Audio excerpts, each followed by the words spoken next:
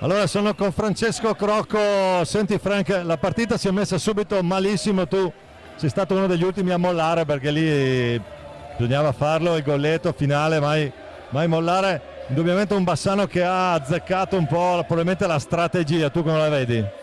Ci eravamo preparati molto bene per questa partita e arrivavamo da due partite in cui non abbiamo mostrato il nostro vero gioco, ma avevamo portato a casa i punti. E abbiamo fatto, secondo me, un buonissimo inizio di primo tempo. E soprattutto in difesa abbiamo dato subito intensità e abbiamo fatto arrivare poche palle al portiere.